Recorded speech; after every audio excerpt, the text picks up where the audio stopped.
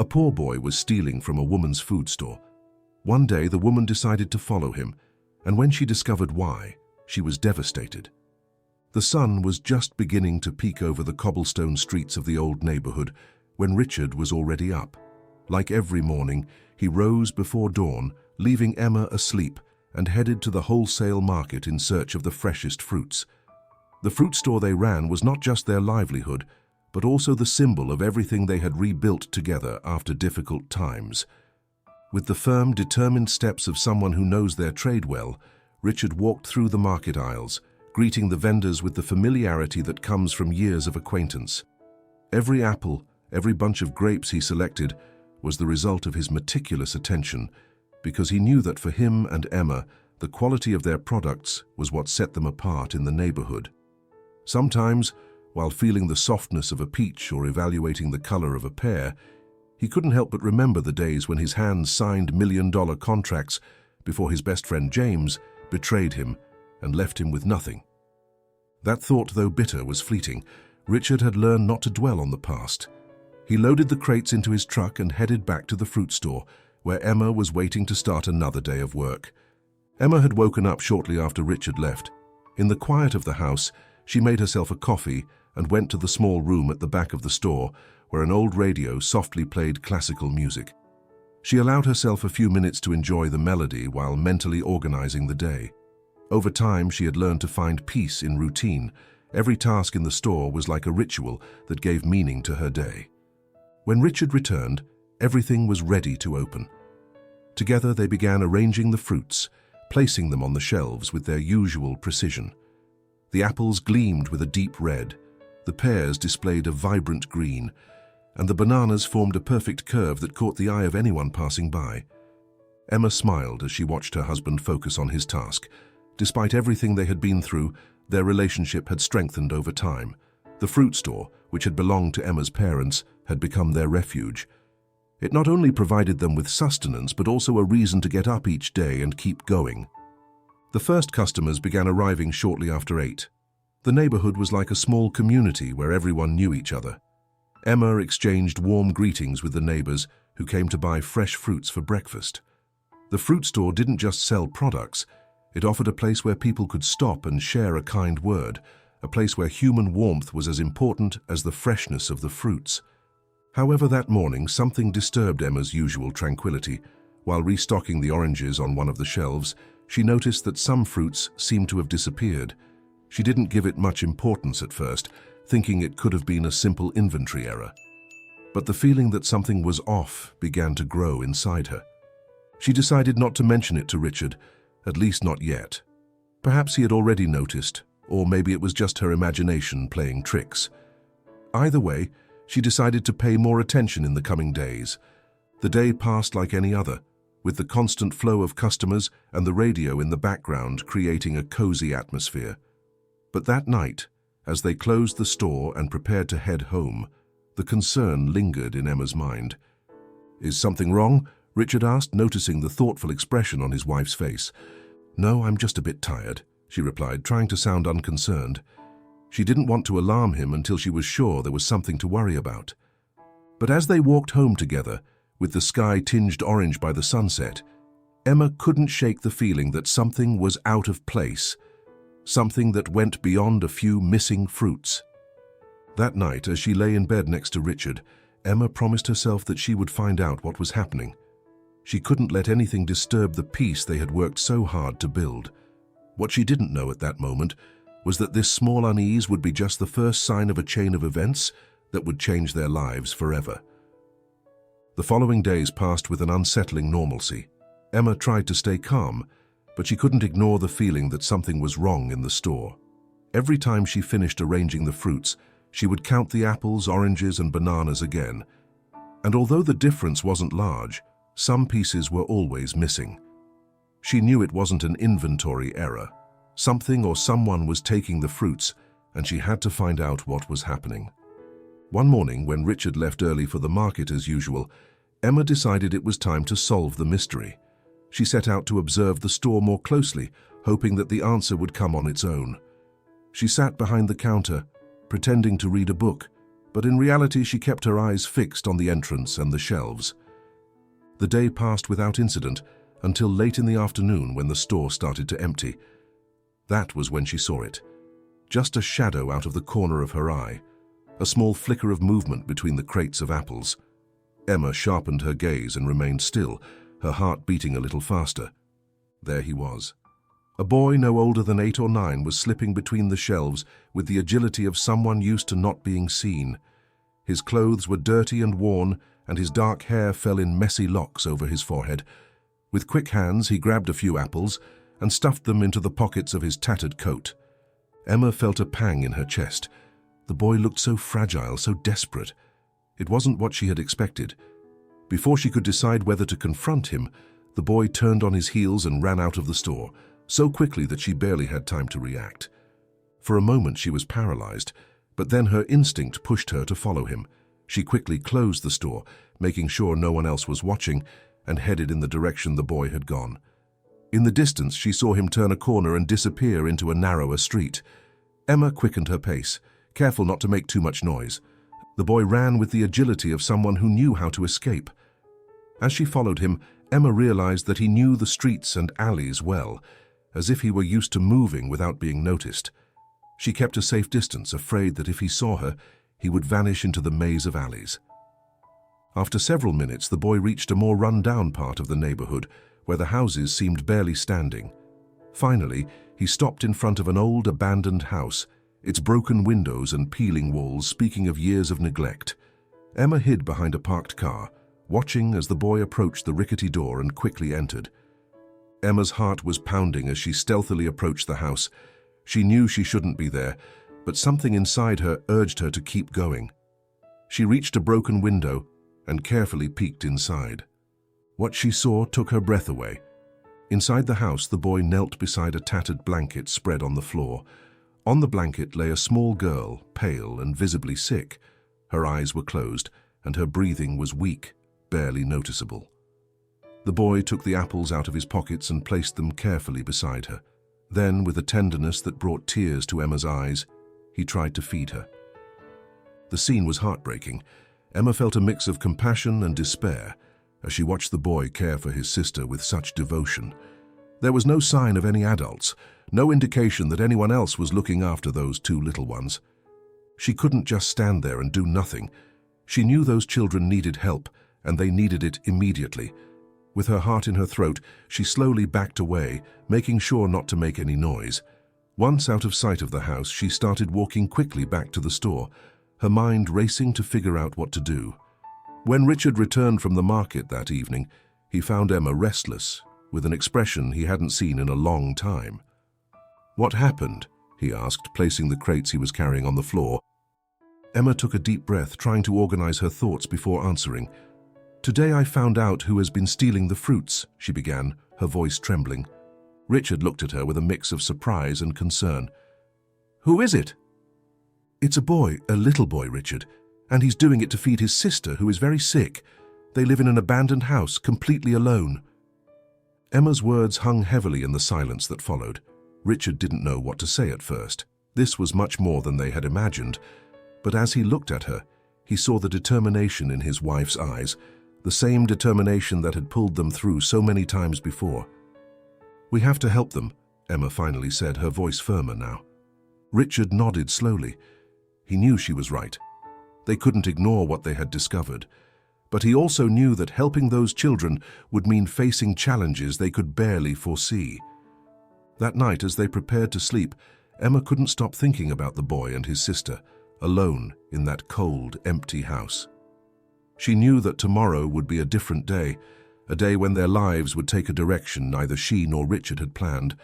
But she also knew she couldn't turn her back on those children, not when it was within her power to do. Something to change their fate. The dawn brought with it a new sense of purpose. Emma and Richard looked at each other in silence, knowing that the path they were about to embark on would be difficult, but also aware that together they could face it. They knew that helping those children wouldn't just be an act of charity, but a decision that would change their lives forever. Emma couldn't sleep that night. Every time she closed her eyes, the image of the little boy, Samuel, feeding his sick sister appeared in her mind, causing a mix of sadness and urgency. She tossed and turned in bed, trying to find a comfortable position, but the weight of what she had seen kept her awake. Richard, beside her, slept soundly, but Emma knew she had to talk to him. They couldn't ignore what they had discovered.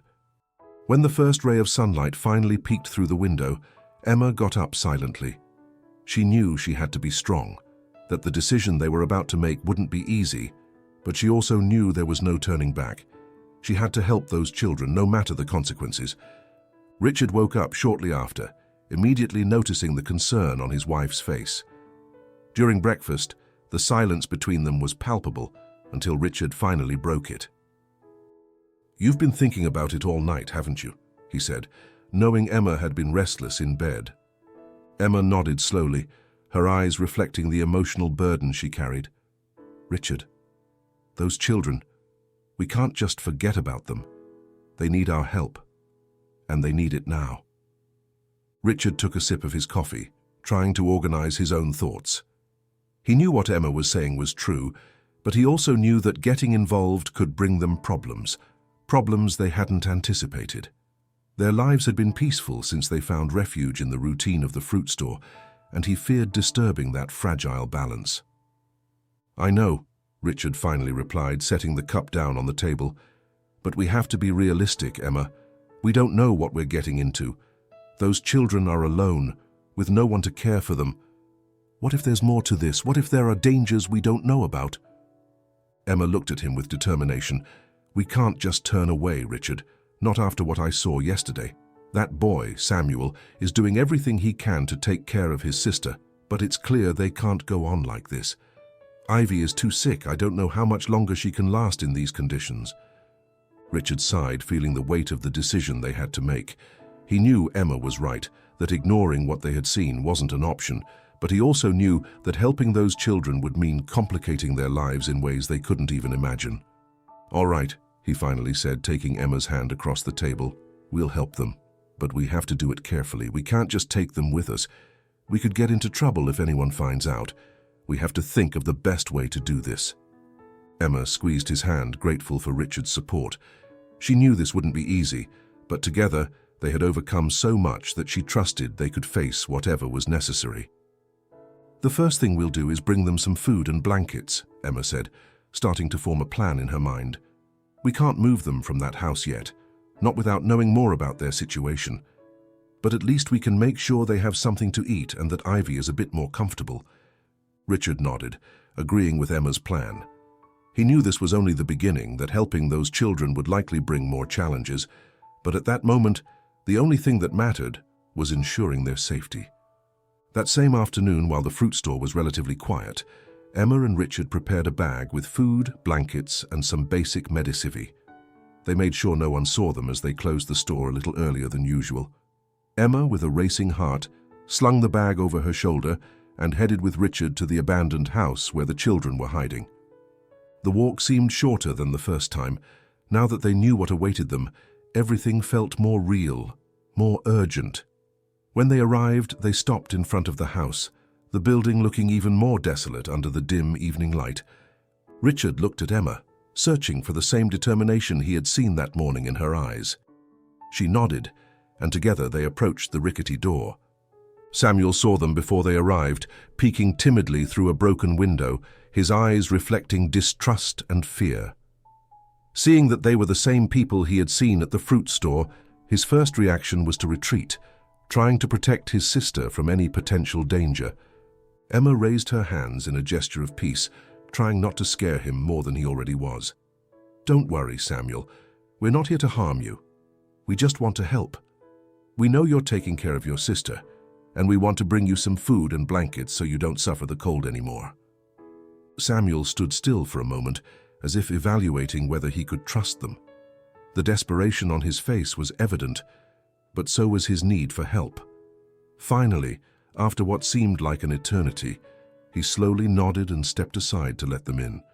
The inside of the house was even worse than Emma had imagined. The bare walls and dust-covered floor made the place feel colder and more desolate. Ivy was still lying on the tattered blanket, her small body looking even more fragile in that inhospitable environment. Emma knelt beside the girl, her heart breaking at how weak she was.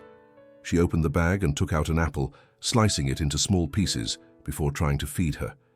Ivy barely had the strength to eat, but Emma's gesture made her smile faintly. A small ray of light in the midst of so much darkness. Richard, meanwhile, watched Samuel, who remained alert as if fearing something bad would happen at any moment. "Samuel, how did you get here? Where are your parents?" he asked, trying to understand more about their situation. The boy lowered his gaze, his eyes filling with tears. He struggled to hold back. "My parents, they're gone. They're not coming back," he whispered in a trembling voice. Richard didn't press further, understanding that the pain Samuel was carrying was too great for a child his age. After ensuring that Ivy was comfortable with the new blankets and that both children had eaten something, Emma and Richard said goodbye, promising to return the next day with more supplies. Samuel, though still wary, gave a small nod in gratitude. That night, as they returned home, Emma and Richard sat in silence at the kitchen table. The gravity of the situation finally hit them fully. They knew they were entering uncertain and dangerous territory, but they also knew they couldn't abandon those children to their fate. "We have to find out more about what happened to their parents," Emma said, breaking the silence. "And we need to think of a way to get Ivy out of that house before it's too late. She can't stay there much longer." Richard nodded, feeling the weight of what they were about to face. "Tomorrow I'll ask some of the neighbors. Maybe someone knows something about them. But we have to be discreet, Emma. We don't know who else might be involved in all this." That night, as they tried to fall asleep, they knew that the path they had chosen wouldn't be easy. The decisions they would make in the coming days would determine not only the fate of Samuel and Ivy, but also their own. But one thing was clear. They didn't want to, turn back.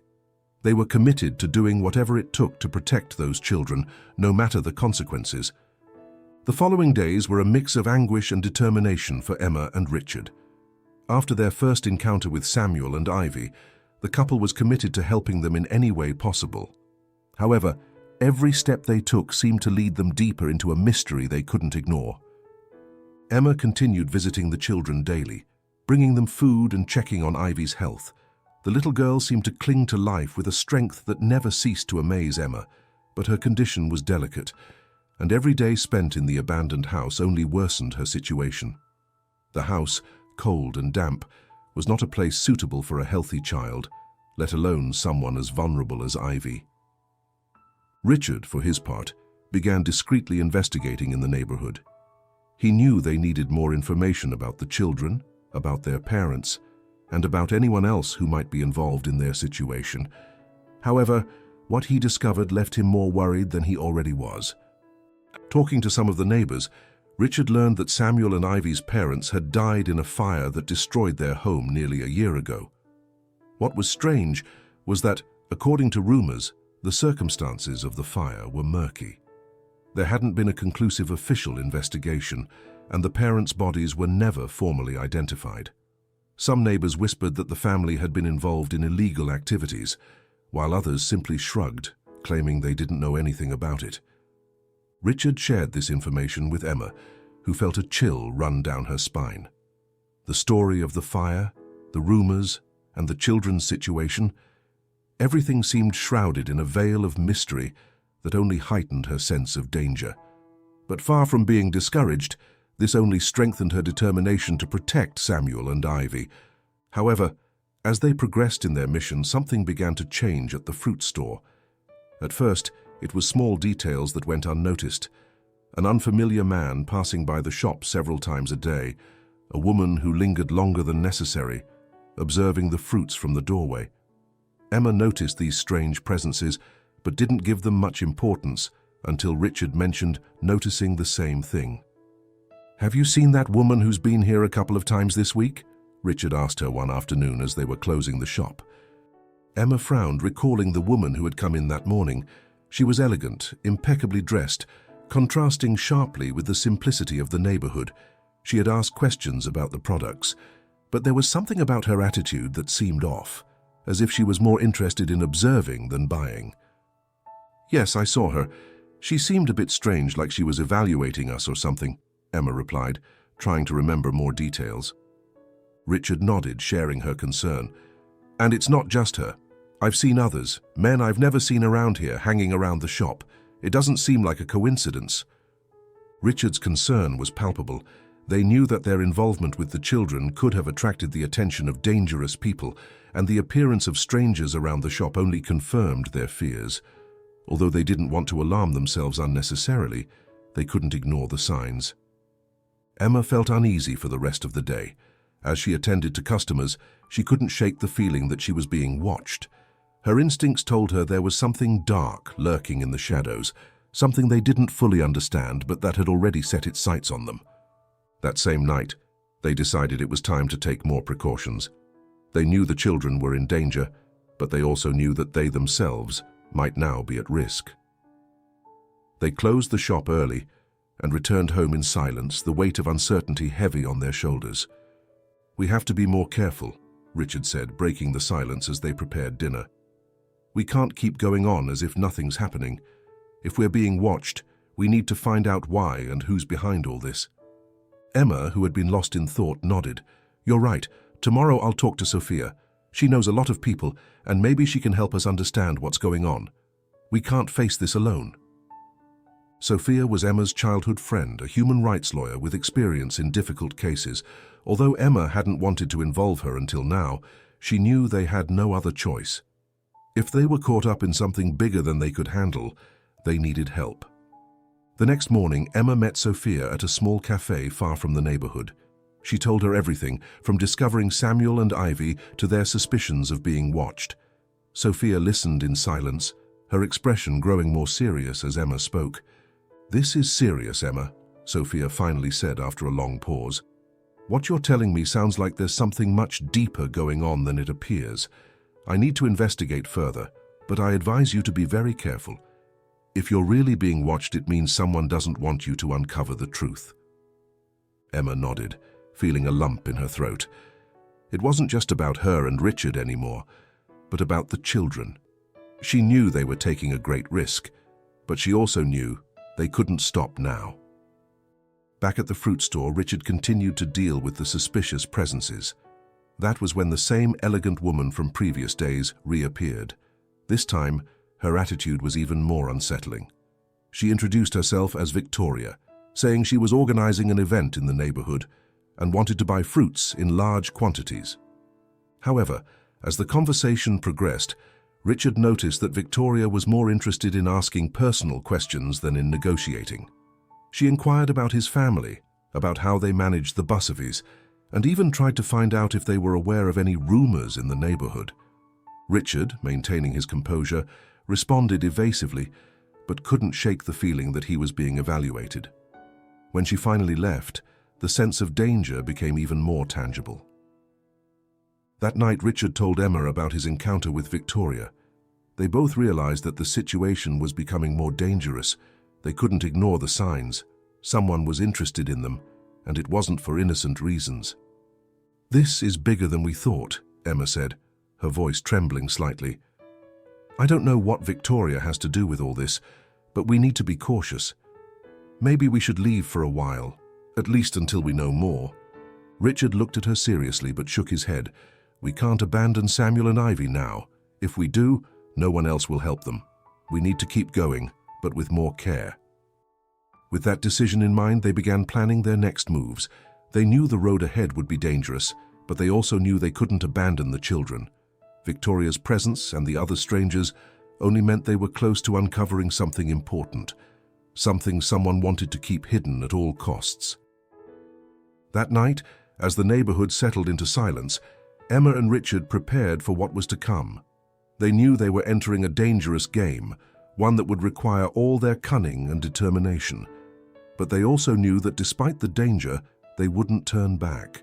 Samuel and Ivy were counting on them, and they were willing to face any shadow that threatened to destroy what they had rebuilt.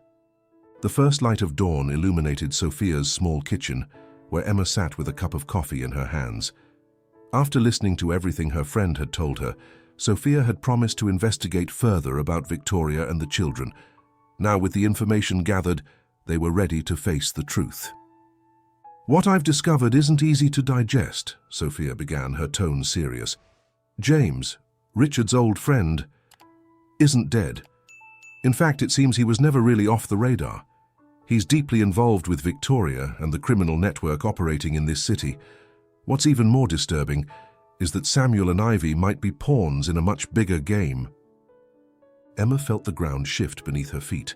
James, the man who had betrayed Richard, was alive and part of the criminal network. Suddenly, everything clicked.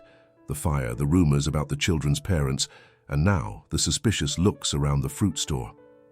"What can we do?" Emma asked, trying to contain her panic. She knew the situation was grave, but she needed a solution, a way forward. Sophia took Emma's hand and looked her directly in the eyes. "The first thing is to stay calm and not act impulsively. This is bigger than we thought. If James is involved, it means there are many dangerous people behind this, but it also means we can use him to uncover more." That same afternoon, Emma and Richard met at the fruit store. Emma told Richard everything, from the revelation about James to the growing threat that Victoria posed. Richard, though shocked, remained silent for a long moment, processing the information. "James," he finally murmured, his voice heavy with bitterness. "I never imagined it would end like this, but if he's part of this network, then we need to confront him." Richard knew that sooner or later he would have to face his past, but he had never thought it would happen under these circumstances.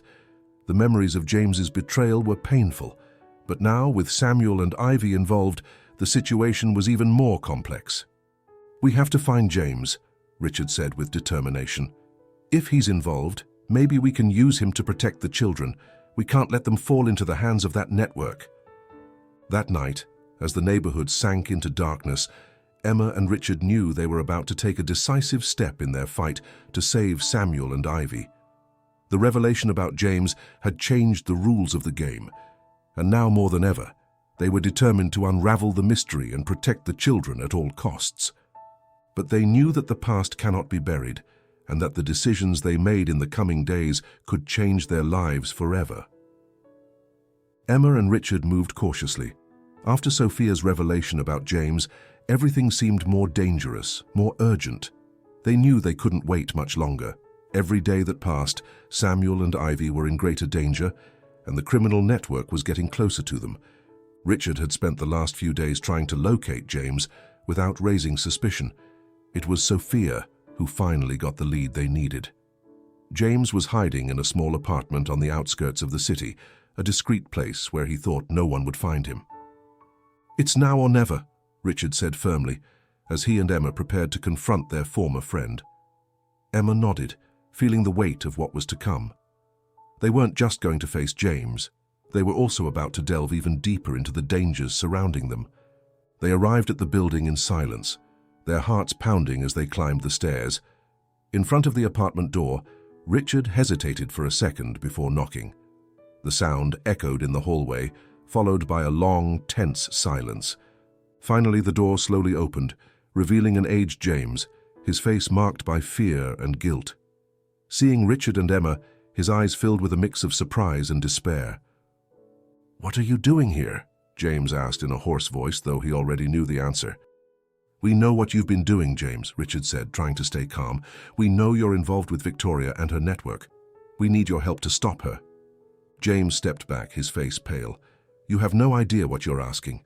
Victoria isn't someone to be messed with. If they find out I'm talking to you, they'll kill us all." "We're willing to take that risk," Emma interjected, her voice firm, "but we're not going to let those children suffer more because of your mistakes. We need to know everything you know, and we need your help to dismantle that network." James looked at them with desperation, knowing he was cornered. He knew he couldn't escape what he had done, and he also knew that Richard and Emma wouldn't stop until they achieved their goal. Finally, with a resigned sigh, James nodded.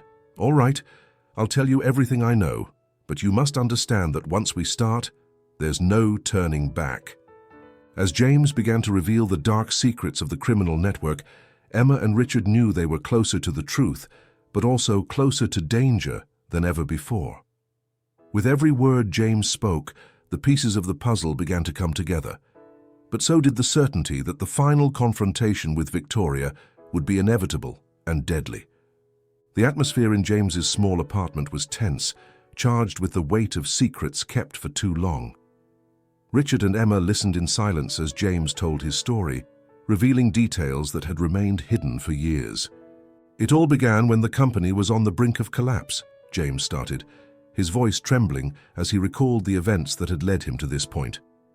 "I diverted funds, I admit it, but it wasn't out of ambition or malice. I did it to pay for my daughter's treatment. I had no other choice.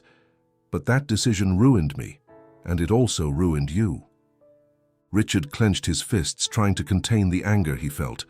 Despite everything, he couldn't forget the betrayal that had destroyed his life, but he knew he needed to stay calm to uncover the truth. "And how did you end up involved with Victoria and her network?" Emma asked, her voice a whisper full of concern. James lowered his head, unable to look his former friends in the eye. "After everything fell apart, Victoria appeared. At first I thought it was an opportunity to start over, but soon I realized I was trapped. She was involved in much bigger things, in a network of trafficking and extortion, and I was just another pawn in her game." Emma felt a knot in her stomach as she listened to his words. "And what about Samuel and Ivy? How are they connected to all of this?" James sighed deeply. "Their parents, they were people who tried to defy Victoria, people who tried to escape her control. The fire that killed the children's parents wasn't an accident. It was a message, a warning to anyone who thought of betraying her. When I realized the children were alone, I tried to protect them, but I couldn't do much. Victoria sees them as tools, a way to keep others in line." Emma felt a wave of nausea hearing the coldness of the situation. Samuel and Ivy weren't just victims of poverty. They were also caught in a cruel and ruthless game that had left them unprotected and in constant danger. "James, we need your help to stop Victoria," Richard said firmly, making it clear there was no room for hesitation. "We know you have information that can bring down her network. If you won't do it for us, do it for those children." James, with tears in his eyes, slowly nodded. He knew this was his last chance to do something right, to redeem himself, even if only a little. "I'll help you. I'll give you everything I know, but we have to be careful. Victoria has eyes and ears everywhere. If she discovers us before we're ready, we're all dead." With James's promise of cooperation, Emma and Richard prepared for the next phase of their fight. They knew they were entering the most dangerous stage yet, but they also knew there was no turning back. The secrets James had revealed were dark and terrifying, but they also gave them hope that together they could defeat Victoria and save Samuel and Ivy from a tragic fate. Emma and Richard knew that time was crucial. With James's collaboration secured, they began to devise a plan to get Samuel and Ivy out of danger before Victoria could realize their intentions. The first priority was to find a safe place, far from the reach of the criminal network. With Sophia's help, who had been discreetly using her contacts, they managed to secure a remote cabin in the mountains, a place isolated enough to keep the children off Victoria's radar. The cabin, surrounded by dense forests, offered the temporary refuge they needed while they prepared for the final phase of their plan. "We have to move fast," Richard said as they packed provisions in the fruit store after closing. "We don't know how much time we have before Victoria gets suspicious. James warned us that she's already uneasy." Emma, filled with concern for the children, nodded as she double-checked the supplies they would bring with them. "Samuel and Ivy can't stay in that house any longer. Every day that passes, the danger increases. Plus, Ivy needs a warm and safe place to recover, even just a little." As night fell, Emma and Richard headed to the abandoned house where the children were waiting. Samuel, seeing Emma, ran towards her, his face showing a mix of fear and hope. Ivy, though weak, managed a small smile when she saw Richard, who gently picked her up in his arms. "Don't worry," Emma said softly, trying to reassure Samuel. "We're going to a safe place. A place where no one will find you." The journey to the cabin was silent, filled with tension. Richard drove through the dark mountain roads, staying alert for any possible pursuit. Emma, sitting in the back seat with the children, kept looking out the window as if at any moment Victoria's men might appear. Finally, they arrived at the cabin. The place was peaceful, surrounded by nature, offering a surreal contrast to the chaos they had left behind in the city. Richard helped the children inside, while Emma prepared blankets and a space for them to rest. "It's a beautiful place," Samuel said, breaking the day's silence for the first time. There was a tone of relief in his voice, as if he finally felt safe. Emma smiled and stroked his hair. "You'll be fine here. No one will find you. We're in this together." With the children finally asleep, Emma and Richard sat by the fireplace, watching the flames dance gently. They knew there was still much to do, but for the first time in days, they felt they had won a small battle. They knew the refuge was temporary, but they also knew that every moment gained was vital. "We did it," Emma murmured, more to herself than to Richard. "Yes," he replied, taking her hand, "but the real challenge is yet to come." That night, as the cabin settled into silence, Emma and Richard knew the final confrontation with Victoria was approaching. However, for now, they allowed themselves a moment of peace, knowing that, at least for a few hours, Samuel and Ivy were safe and out of reach of the darkness that had pursued them. The cabin in the mountains offered a temporary respite, a refuge that seemed far removed from the chaos and danger lurking in the city. The days in the hideout were peaceful, but filled with underlying tension. Emma and Richard couldn't let their guard down, knowing that the danger still loomed, lurking in the shadows. Ivy, though weak, began to show signs of improvement in the safe and warm environment of the cabin. Emma devoted herself to caring for her tenderly, while Richard and Samuel explored the surroundings, looking for ways to make the place more secure. The children, though still frightened, began to smile again, finding comfort in the protective presence of Emma and Richard. However, that calm was just the calm before the storm. One night, while everyone slept, Richard, who had taken to staying awake for a few hours to keep watch, noticed something strange. The air was colder than usual, and the silence of the night seemed filled with an unease he couldn't ignore. Suddenly, he heard a creak outside. He got up immediately, grabbing a flashlight and an old rifle he had found in the cabin. He approached the window, careful not to make any noise, and saw what he had feared, shadows moving among the trees, cautiously approaching the cabin. "Emma, wake up," he whispered urgently, shaking his wife. "They're here. We have to move quickly." Emma, immediately grasping the gravity of the situation, got up silently and rushed to the children. Samuel was awake, having heard Richard's nervous whispers. Ivy, still half asleep, was quickly wrapped in a blanket by Emma. "Don't make any noise, Samuel," Richard whispered. "We're going to go out the back. We have to be quick and silent." As Richard turned off the flashlight to avoid giving away their position, they heard voices outside the cabin. Victoria hadn't wasted any time in tracking them down, and now they were cornered in the place that had been their refuge. Wasting no time, Emma and Richard guided the children to the back door, which led to a narrow trail winding through the forest. It was the only escape route they had identified when they arrived, and now it was their only hope. The four of them moved as quickly as they could through the dense forest, the sound of their steps muffled by the carpet of fallen leaves.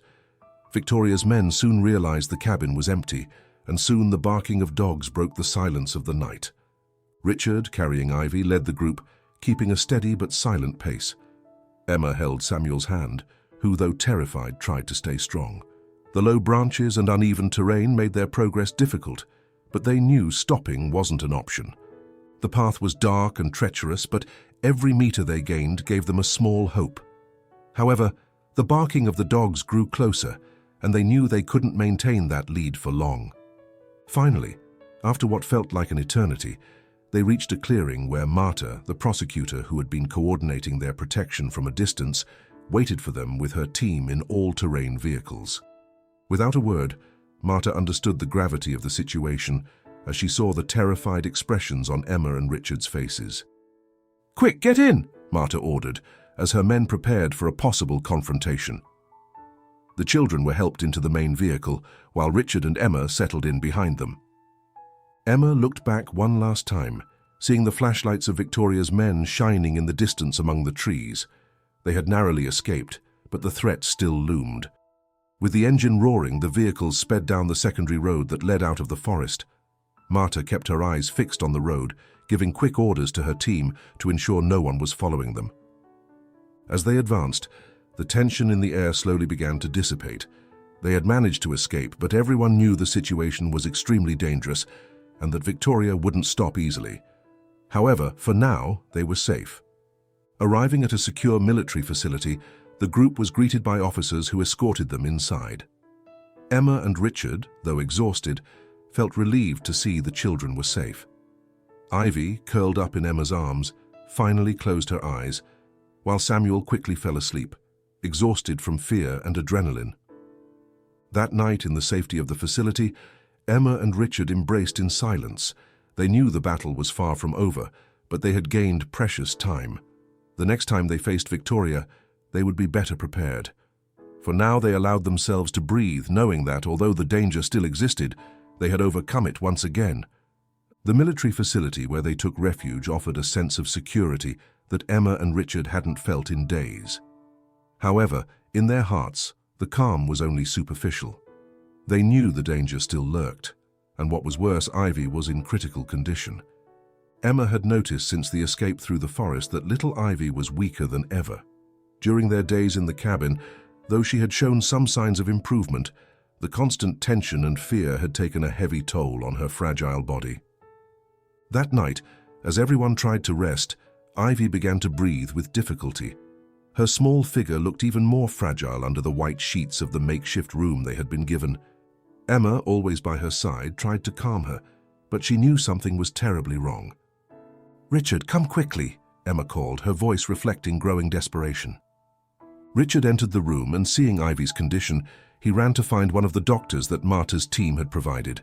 The doctor arrived quickly, but his serious expression didn't bode well. "Ivy is very weak," he said while examining the girl. "The stress of these past few days has been too much for her heart. We've done everything we can, but I'm not sure we can stabilize her."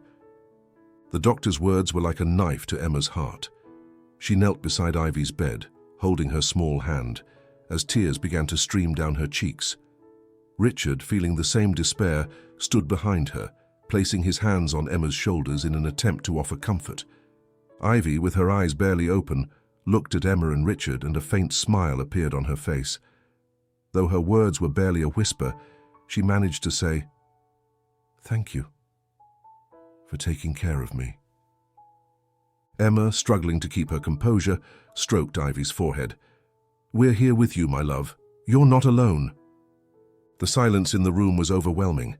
Samuel, who had been asleep in the adjacent room, woke up to the sound of voices and ran to where his sister was. Seeing her so weak, he froze in the doorway, his eyes filling with tears. No, Ivy, please," Samuel mumbled as he approached the bed. The doctor, realizing there was little more he could do, quietly left, leaving the family to spend the last moments with Ivy. Ivy tried to say something more, but the words wouldn't come. Instead, her breathing grew slower, and her eyes, filled with pure and grateful love, closed gently. Emma, holding the little girl, felt the life slip away from her body as the pain became unbearable. Time seemed to stand still in that room. Samuel, seeing that his sister was no longer breathing, knelt beside the bed, breaking into heart-wrenching sobs. Richard, with tears in his eyes, tried to console the boy, but the pain of the loss was overwhelming. Emma couldn't move, paralyzed by grief. They had done everything they could, but at that moment, she felt powerless, as if all their efforts had been in vain.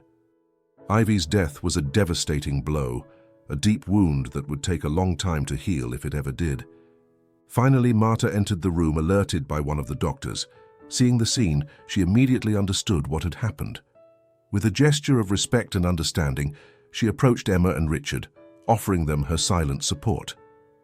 That night, the small group at the military facility shared a quiet grief. Ivy's death wasn't just the loss of a young life, but also a cruel reminder of the harsh reality they were facing. However, amid the pain, Emma and Richard found a new reason to fight, to ensure that Ivy's death would not be in vain. Samuel, though devastated, found strength in the support of Emma and Richard. He knew that now he depended on them, and though the pain was almost unbearable, he understood that he had to keep going. He had to survive not just for himself, but also for his sister's memory. That night, as the stars shone in the clear sky, Emma and Richard made a silent promise. They would fight with all their might to defeat Victoria and dismantle the criminal network that had caused so much suffering. Ivy was no longer with them, but her spirit would live on in their struggle. The pain of loss was still sharp, but it also gave them renewed determination. They knew the road ahead would be difficult, but they were ready to face it, together, with the strength that only love and loss can forge. The dawn brought with it an air of solemnity at the military facility. Ivy's death had left an indelible mark on everyone, and though the pain was still palpable, there was a renewed determination in every movement of Emma and Richard. They knew that now more than ever, they had to carry out their plan to dismantle the criminal network and ensure that Ivy's death would not be in vain. James, who had been discreetly transferred to the facility, was visibly affected by the news of Ivy's death. He knew he had been part of the chain of events that had led to that tragedy, and the guilt consumed him. There was no turning back for him, but he was determined to do the right thing for the first time in a long time. "I'm ready to face the consequences of my actions," James said in a hoarse voice as he met with Emma and Richard in a small meeting room inside the facility. His face, though marked by exhaustion, reflected a determination that had not been seen in him before. "But first, I want to help you destroy Victoria and her network. I'll give you all the information you need." Emma looked at him with a mix of compassion and distrust.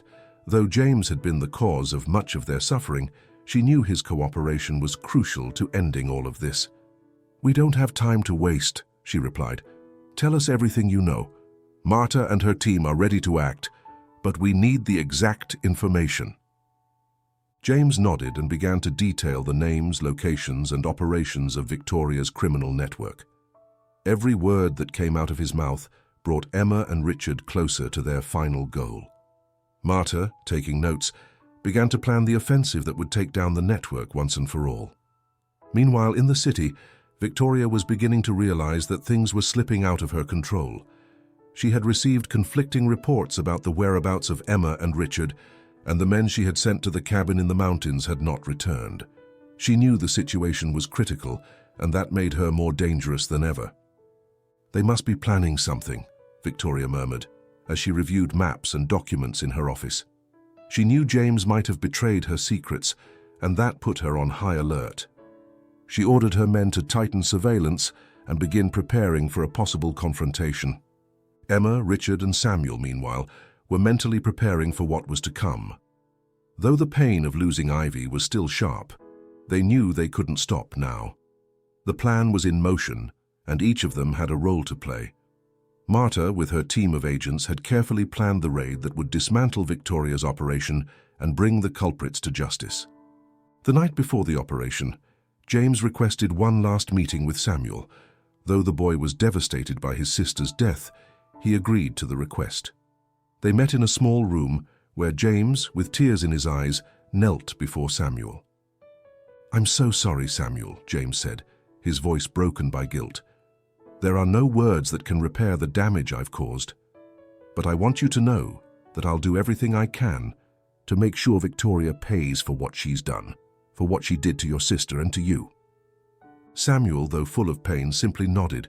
He didn't have the words to express what he felt, but he understood that James was trying to make amends, even if it was too late. The next morning, as the first rays of the sun lit up the horizon, Marta gave the signal for the operation to begin. The special forces and federal police, armed with the information provided by James, moved swiftly to close off Victoria's escape routes and those of her accomplices. Emma and Richard, though sheltered at the facility, followed every step of the operation through Marta's communications. The atmosphere was tense. They knew this was the decisive moment, the climax of the struggle they had fought until now. The operation was swift and decisive. Victoria, caught off guard by the precision of the attack, was captured along with several of her top lieutenants. Although she tried to resist, she realized that it was all over. As she was led away in handcuffs to a police vehicle, her cold gaze met Marta's, who watched her with a mix of satisfaction and relief. "This is only the beginning," Victoria whispered, trying to maintain her facade of power. But Marta was not intimidated. She knew the criminal network was dismantled and that Victoria would face justice for all her crimes. When the operation was over, Marta informed Emma and Richard of its success. The two, exhausted but relieved, embraced in silence, sharing a moment of peace they so desperately needed. They knew the road to justice wasn't complete, but they had taken a crucial step. Days later, James's trial began. It was one of the most closely followed in the city, and although he accepted his guilt and cooperated with the authorities, the sentence was severe. He knew it was what he deserved, and while the punishment couldn't bring Ivy back, it gave him a certain peace to know he had done the right thing in the end. During the hearing, before being led back to his cell, James addressed Emma and Richard one last time. "Thank you for giving me a second chance, even though I didn't deserve it. I'm sorry for everything." Emma and Richard, their eyes filled with tears, nodded in silence. They knew James had made unforgivable mistakes, but they also knew he had done everything he could to make amends. The trial marked the end of a dark chapter in their lives, but also the beginning of a new one. With Victoria and her criminal network finally dismantled and James facing the consequences of his actions, Emma and Richard knew they had achieved justice for Ivy. Samuel, though still grieving the loss of his sister, found solace in knowing that those responsible would pay for their crimes. That day, as they left the courthouse, Emma, Richard, and Samuel felt the sun on their faces, knowing that, although the journey had been hard and full of pain, they had won a victory that would allow them to start rebuilding their lives, honoring Ivy's memory and looking toward a future full of hope. The day after James's trial, the city woke up with a palpable sense of relief. The news of Victoria's downfall and the dismantling of her criminal network had quickly made head livy, and people who once lived in fear of her power began to breathe a little easier. But for Emma, Richard, and Samuel, the weight of recent events was still present, though now there was a light at the end of the tunnel. At the military facility, Emma and Richard were preparing to return to the city where they would continue their lives. Although they knew nothing would ever be the same, they were determined to move forward, to rebuild what tragedy had shattered. Samuel, though still processing his sister's death, clung to Emma and Richard, finding in them the family he had lost. Marta, who had been a pillar of support throughout the operation, met with them before their departure. "We've done good work," she said with a tired but satisfied smile. "Victoria and her network won't be able to hurt anyone else. You've been incredibly brave." Emma nodded, grateful for everything Marta and her team had done. "We couldn't have done it without you," she replied. "Thank you for believing in us and helping us achieve justice." Marta smiled and handed them an envelope. "Here are the adoption papers for Samuel. I know this process usually takes time, but given the circumstances, we've expedited everything. Samuel is officially part of your family now." Emma took the envelope, her eyes filling with tears of gratitude. "Thank you, Marta. This means everything to us." Richard, with a lump in his throat, approached Samuel and knelt in front of him. "From today, we are a family, Samuel. Nothing and no one will separate us." Samuel, his eyes full of tears, hugged Richard and then Emma, feeling for the first time in a long while that he had a safe place to belong. Although the shadow of losing Ivy was still there, he knew he had a new chance to be happy. The journey back to the city was quiet but not uncomfortable. As they approached the neighborhood where everything had begun, Emma and Richard exchanged determined looks. They had decided not only to continue with the fruit store, but also to do everything possible to make it a place of hope for the community. Upon arriving, the neighbors welcomed them with hugs and words of encouragement. The fruit store had been the center of their lives for so long, and now, more than ever, they wanted it to remain a refuge for everyone. Samuel, though shy, began helping out at the shop, finding in the daily tasks a way to reconnect with normal life. The fruit store quickly became a renewed place, not just physically but in spirit as well. Emma and Richard decided that part of the profits would go to a community fund to help other children in difficult situations, in honor of Ivy. This gesture was met with gratitude by the neighbors, who joined together to support the cause. Day by day, Samuel began to integrate more into the life of the neighborhood, and although he still carried the pain of losing his sister, he felt increasingly embraced by the love of Emma and Richard. Over time, he made new friends at the local school and began to thrive in an environment that, although it couldn't replace what he had lost, offered him new hope. Richard, who had been so deeply scarred by James's betrayal, also began to heal. Although the emotional scars were deep, the fact that James had paid for his crimes and helped dismantle the criminal network allowed him to find some peace. He knew he had done the right thing by confronting him, and that in the end, he had helped Samuel find a new family. Emma, for her part, found in Samuel a renewed reason to keep going. Despite the pain she carried in her heart, she was determined to give Samuel the life he and his sister deserved. The fruit store, which had been a refuge for her and Richard after James's betrayal, had now become a symbol of resilience, of how, despite everything, it was possible to find light in the midst of darkness. One day, months after Victoria's downfall, Emma, Richard, and Samuel made a special visit to the cabin in the mountains where they had taken refuge. Although the memories of that night were painful, they wanted to close that chapter of their lives with a symbolic act. In the clearing where they had found shelter, Emma planted a small tree in memory of Ivy. As she dug the earth, with Richard and Samuel by her side, she felt that, although the pain would never completely go away, she had found a way to honor the girl's memory and move forward. "This tree will grow strong and tall, just like you will, Samuel," Emma said with a gentle smile as they finished planting the tree. Samuel nodded, feeling a mix of sadness and hope, but also the assurance that, from that moment on, he would not be alone. Upon returning to the fruit store, life began to flow with a renewed normalcy. Although the wounds of the past still hurt, Emma, Richard, and Samuel knew that together they could face anything. The fruit store, which had witnessed so much pain and struggle, was now a place of love, rebuilding, and second chances. Over time, Samuel grew up, surrounded by the love of his new family. Although he would never forget his sister, he found in Emma and Richard the strength to move forward, to live a full and meaningful life. And so Ivy's legacy lived on in every act of kindness, in every fruit sold at the store, and in every smile Samuel shared with the world. The story of Emma, Richard, and Samuel wasn't one of perfect endings, but it was one of hope, of struggle, and of unbreakable love.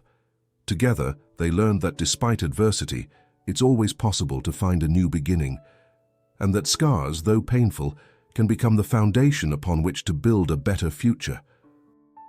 The sun rose with a special brightness over the neighborhood, announcing the beginning of a new day that brought with it a feeling of closure and renewal.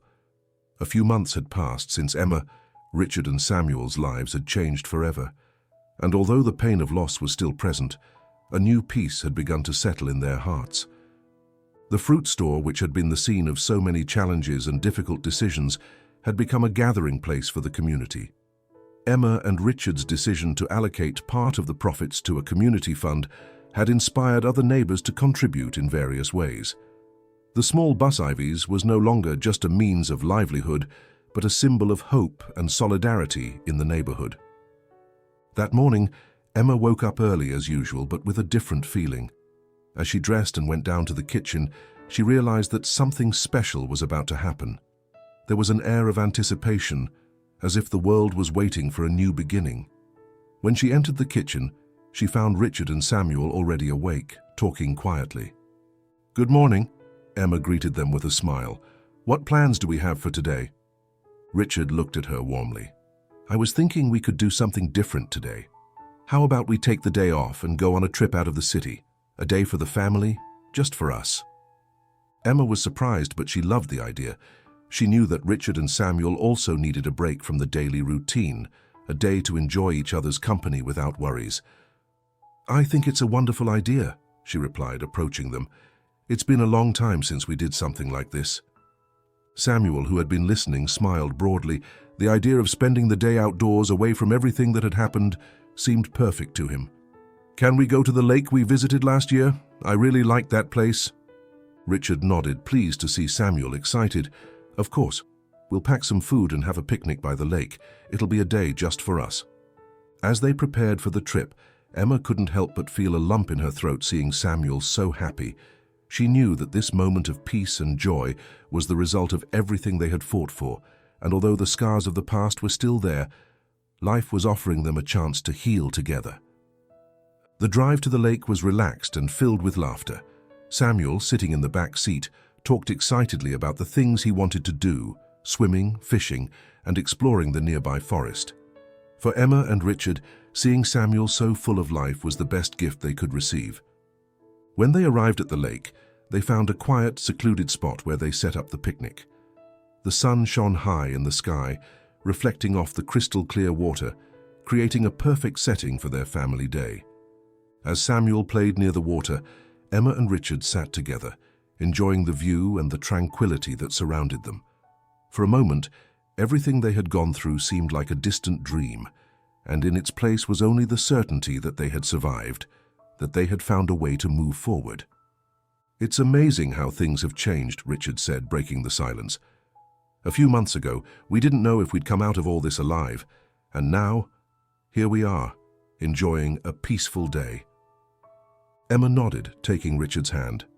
"We've been through so much, but we've overcome it together. And now we have a new opportunity, not just for us, but for Samuel too. He's an incredible boy, and I'm so grateful that we can be a part of his life." Richard smiled, squeezing Emma's hand affectionately. "Ivy would be proud of him, and I know that, even though she's not physically with us, her spirit is still here, guiding us and giving us strength." Emma felt a tear roll down her cheek, but this time it was a tear of peace, of acceptance. "Yes, Ivy will always be with us, and every day that passes I feel stronger, more determined to live fully, despite everything we've lost." Samuel, who had been exploring a bit farther away, came running back to them with a radiant smile. "Look what I found," he exclaimed, showing them a heart-shaped stone he had picked up from the ground. "It's for you." Emma took the stone tenderly, feeling that the symbol was perfect for that moment. "Thank you, Samuel. It's beautiful, just like this day." The rest of the afternoon passed in a serenity that seemed almost magical. They shared a simple meal, laughed, and simply enjoyed each other's company. As the sun began to set, painting the sky in shades of orange and pink, they knew this day would be one of the most cherished memories they would carry with. On the way back home, the air was filled with a sense of closure, as if they had finally arrived where they needed to be. They knew that life would go on, with its ups and downs, but they also knew that now they were stronger, more united and ready to face whatever the future held. That night, as they prepared for bed, Emma, Richard, and Samuel said goodbye to another day, one that had marked the true beginning of their new life together. Although the scars of the past would remain, they had found a way to live with them, to use them as reminders of their strength and the importance of family. And so, as the neighborhood slept under the soft light of the moon, the fruit store, that place that had witnessed so much pain and redemption, remained silent, waiting for the new day, the new dawn that would bring with it more laughter, more love, and the promise of a future full of hope. The story of Emma, Richard, and Samuel didn't end with Victoria's downfall or James's trial. It continued in every small act of love, in every shared smile, and in every new day that gave them the opportunity to be a family, to move forward, together. The lesson that this story leaves us with is that, despite the adversities, pain, and losses that life may bring, resilience, love, and family unity have the power to heal the deepest wounds. When we face difficult challenges, it's not only important to fight for justice and truth, but also to find strength in human connections, in mutual support, and in the ability to forgive and move on. The story reminds us that although we can't change the past, we can decide how to live in the present and how to build a better future, using the scars as reminders of our ability to overcome darkness and find the light. And so we reach the end of this incredible story of struggle, resilience, and redemption. I hope it moved you and that you found in it a message of hope and strength. Remember, even though life presents us with difficult challenges, we can always find a way to move forward and build a better future. If you liked this video, don't forget to give it a like, share it with your friends, and subscribe to the channel so you don't miss more content like this. Leave me a comment with your thoughts on the story and what lesson you're taking away. Your support means a lot and motivates me to keep creating more inspiring stories. See you in the next video, and remember, there's always a light at the end of the tunnel. Until next time.